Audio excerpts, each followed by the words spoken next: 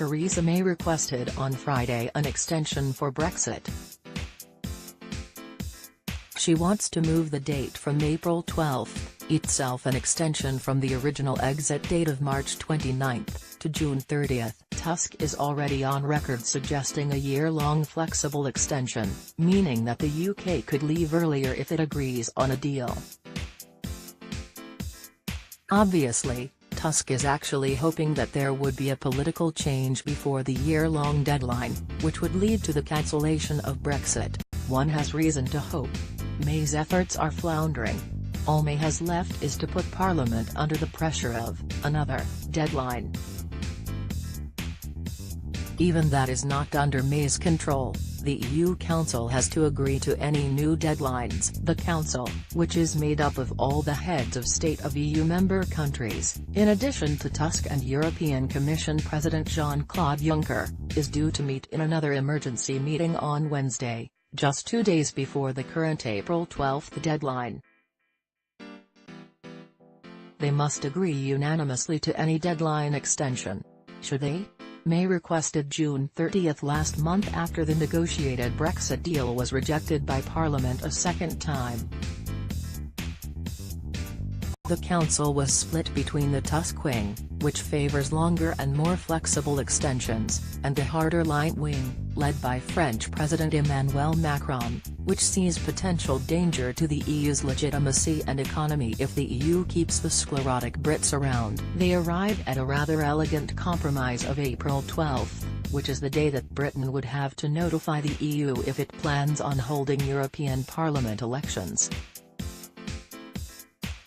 Member countries vote for representatives to the European Parliament. In asking for the June 30 extension, May said, begrudgingly, that Britain would indeed hold elections in May. June 30 is 2 days before the newly elected Parliament would convene. If that date is agreed upon, British citizens, why 3 years after having voted to leave the EU, would be voting to send new representatives to the European Parliament. Those representatives, if a deal is reached before June 30, wouldn't actually take their seats. If yet another extension is given, like Tusk's year-long idea, British MEPs would sit in the chamber and be able to vote on EU measures while the government they represent seeks to depart from it. This would raise all sorts of questions about the legitimacy of EU parliamentary measures passed with British MEP votes. Or, more likely, the legitimacy of British MEPs blocking any measures that other MEPs want to pass. Is this worth it if it means avoiding a hard Brexit? France's Macron appears less inclined to think so. It's not clear how many other members of the Council agree. Austrian Prime Minister Sebastian Kurz told reporters on Wednesday that there is, from the current point of view, absolutely no reason for an extension since the chaos in Britain has not changed.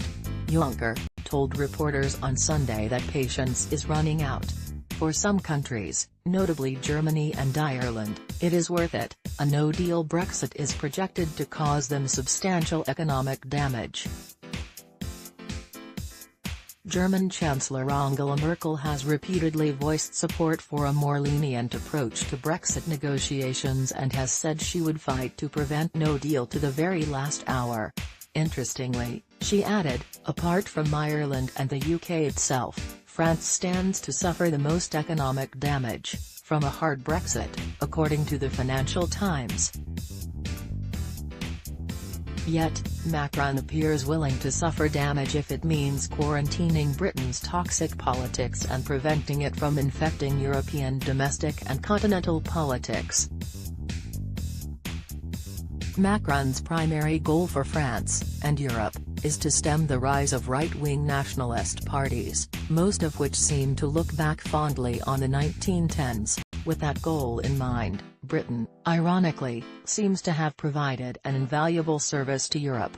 They have demonstrated, to the hilt, that leaving the EU is prohibitively stupid. Europeans, including those playing footsie with fascism, have taken note. Hungary is currently enjoying Viktor Orban's premiership, who won office in 2010 on a belligerently anti-EU platform. According to a February poll, 3 times as many Hungarians now believe EU membership is a good thing. Orban prods and provokes but can only go so far, writes former British MEP Denis McShane. McShane reports encouraging signs that other right-wing nationalist parties across Europe are being stymied, thanks in part to Britain's dazzling example. The last thing today's rightist populists, in Central East Europe want is to quit the EU. The main source of Polish, Hungarian or Czech economic modernization. It is the Brexit effect. Everyone looks with shock and awe at what Brexit hostility to Europe has done to politics, the economy and public finances in Britain, even before the UK has left Europe, and knows to promote such ideas in their domestic politics is a guaranteed vote loser. A hard Brexit, which would economically hurt the EU but very likely devastate Britain, could serve as a political death blow for any lingering exit sentiments across the rest of Europe. Since May's political collapse, the EU has gained complete command of the situation. The dynamic is no longer about Britain choosing to leave Europe, but Europe choosing whether to leave Britain out. Besides getting rid of a babbling nuisance, Europe would be choosing political certainty. Macron is already working on convincing his counterparts on the Council. Earlier this week, the French president visited Ireland and almost certainly discussed a no-deal outcome. No doubt, Macron is thinking about how to guarantee the Irish enough economic and physical security that they would go along with no deal. On Friday, Macron reportedly secured a major victory by winning the support of Spain and Belgium, the latter of which is projected to suffer economic pain with no deal. Winning over the Belgians could help pull in other countries that are concerned about the economic consequences of no deal. Britain.